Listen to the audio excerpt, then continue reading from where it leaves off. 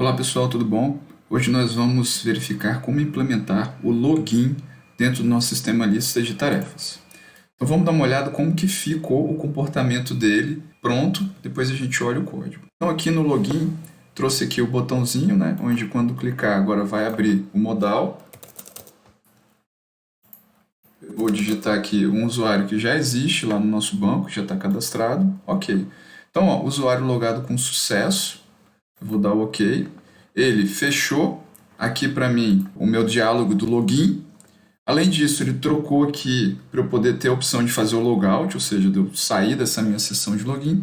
E percebam que agora ele trouxe as minhas atividades que estão presentes nesse login. Então aqui agora eu tenho as minhas atividades. Se eu clicar em logout, eu vou ser deslogado no meu sistema e ele vai também remover as minhas atividades que estão ali cadastradas, que pertencem àquele meu usuário. Então vamos dar uma olhada agora como que a gente faz para implementar isso no nosso servidor. Pessoal, então no nosso back-end, eu trouxe aqui uma classe nova, uma classe de serviço chamada usuários. Essa classe de serviço ela vai ter o login e o logout. Basicamente, pessoal, no login, o que eu preciso fazer? Dado informações do meu usuário, eu preciso ir lá no meu banco de dados e verificar se aquele usuário ele existe. Além disso, pessoal, eu posso, dado que esse usuário ele existe e ele está logado, ok? Eu posso armazenar informações na minha sessão. Lembra que eu falei para vocês que nós temos a possibilidade de guardar informações na minha sessão do servidor, ou eu sigo a implementação do nosso padrão do estilo de arquitetura REST e eu não guardo nenhuma informação do meu usuário em sessão do servidor, obedecendo aí o princípio do stateless. No caso aqui, eu vou fazer primeiro para vocês guardando informações do meu servidor, para vocês entenderem o que isso significa, quais são as implicações disso. Além disso, pessoal, eu implementei aqui também a parte do logout. No logout, nós temos que destruir a sessão no servidor, no PHP Session Destroy. Então vamos dar uma olhada agora aqui como que a gente faz a autenticação no nosso usuário mapper. Para fazer a autenticação, pessoal, eu vou fazer um select na minha tabela usuário, verificando se login e senha que vem por argumento, eles estão ali, eles são válidos, E aí eu executo o SQL e eu consigo retornar ali o meu usuário que pertence àquelas informações. E aí com isso eu consigo, com essas informações que estavam no banco, eu consigo guardar esses dados no meu servidor. Se eu tivesse na implementação REST, eu devolveria uma parte desses dados, por exemplo, para o meu cliente, para sempre que eu tiver uma interação, ele poder enviar essas informações. Claro, eu vou ter que também validar essas informações para verificar se realmente ele é quem diz ser, mas isso a gente vai ver mais na frente. Então, pessoal, nós temos aqui agora a nossa autenticação. Além disso, pessoal, eu alterei aqui o nosso router. Eu preciso, na criação, no início da nossa classe, iniciar a sessão no meu servidor, tá? Então, o Session Start, ele vai iniciar a sessão no meu servidor.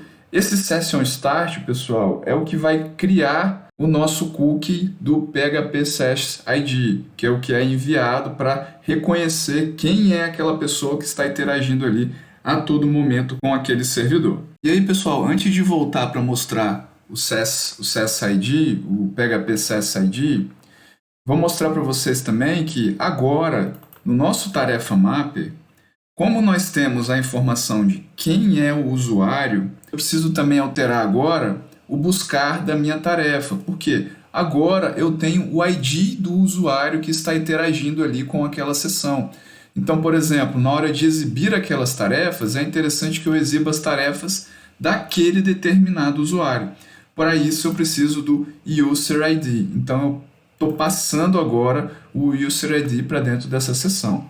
Além disso, pessoal, a gente precisou de alterar aqui no nosso get da nossa tarefa. Por quê? Nós estamos utilizando agora o ID que está na sessão do usuário. Então, como lá no login eu guardei essa variável de sessão, agora, numa outra iteração que nós temos do usuário, eu posso pegar essa informação. E é com isso que eu consigo passar o meu User ID aqui para o meu usuário. Então, pessoal, sempre que o usuário interagir com esse servidor, Dado que eu tenho essa sessão ela sempre vai estar disponível para eu poder lançar mão dela. Então vamos ver como isso fica na hora de implementar no navegador. Pessoal, então vamos dar uma olhada como funciona esse PHP SSID aqui no nosso navegador. Lembrando que a autenticação não necessariamente precisa de utilizar esse tipo de tecnologia. A questão aqui é para vocês entenderem que você pode armazenar informações de estado do seu cliente para em interações futuras você lembrar o servidor quem é aquele usuário, né? Então aqui eu fui em Application, Cookies, e eu tenho aqui nessa URL que eu estou, né, as informações de cookie dessa minha URL.